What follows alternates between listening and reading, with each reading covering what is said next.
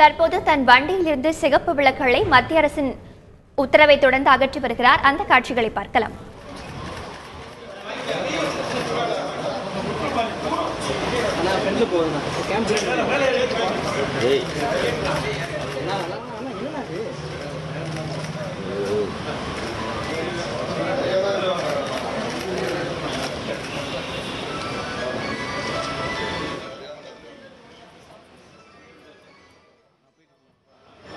நேற்று மத்திய அமைச்சரவை கூட்டம் நடைபெற்றது. இதில் விஐபிக்கள் அனைவரின் உள்ள காரின் சிகப்பு விளக்கு சைரன்களை அகற்றுவது என்று முடிவு செய்யப்பட்டது.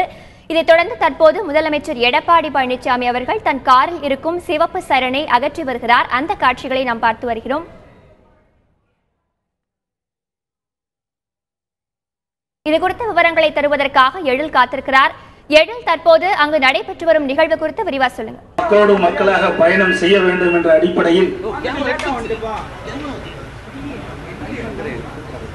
பிரதமர் மற்றும் அமைச்சர் பெருமக்கள், முதலமைச்சர்கள், மற்ற துறையைச் சேர்ந்த உயர் அதிகாரிகள் அனைவரும் தங்கள்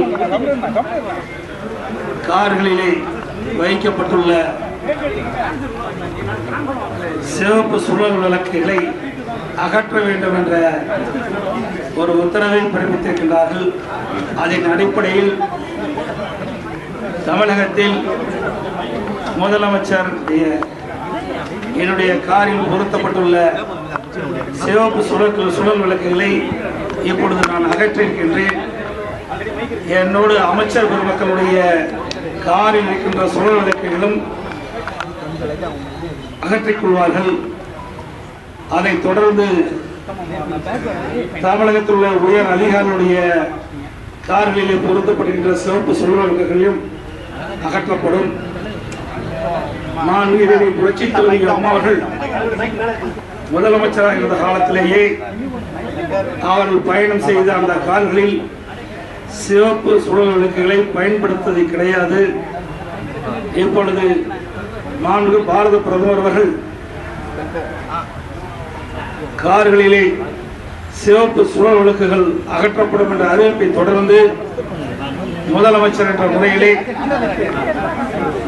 நான் பயணம் செய்கின்ற காரில் பொருத்தப்பட்ட சிவப்பு சுழல் விளக்குகளை இன்றையிலிருந்து அகற்றப்படுகின்றேன் என்பதை இந்த தருணத்தில் தெரிவித்துக் கொள்கின்றேன். இது அரசு சம்பந்தப்பட்ட பிரச்சனை. அதனால் தற்போது இந்த நேரத்தில் இந்த கேள்விக்கு பதிலளிக்க முடியாது. அரசு சம்பந்தப்பட்ட கேள்விகளை நீங்கள் புரட்சித் தலைவி அம்மாவுடைய அரசை பொறுத்த வரைக்கும் அனைத்து நடவடிக்கை எடுக்கப்பட்டு வருகிறது. குடிநீர் பிரச்சனைக்கு முன்னுரிமை கொடுத்து தமிழகத்தில் நிலவுகின்ற குடிநீர் பிரச்சனை முழுமையாக இன்றைக்கு தீர்ப்பதற்கு தேவையான நிதியை ஒதுக்கீடு செய்து உள்ளாட்சி அமைப்பின் மூலமாக 500 கோடி ரூபாய் ஒதுக்கீடு செய்து பணிகள் நிறைவேற்றப்பட்டுள்ளன.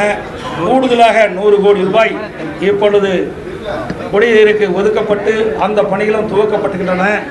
அதேபோல் தமிழகத்தில் இருக்கின்ற ஏரிகள், குளங்கள் தூர்வாரப்படுவதற்காக குடிமராமத்து பணியை துவங்கப்பட்டு அந்த பணியும் இன்றைக்கு நடைபெற்றுக் கொண்டிருக்கின்றது.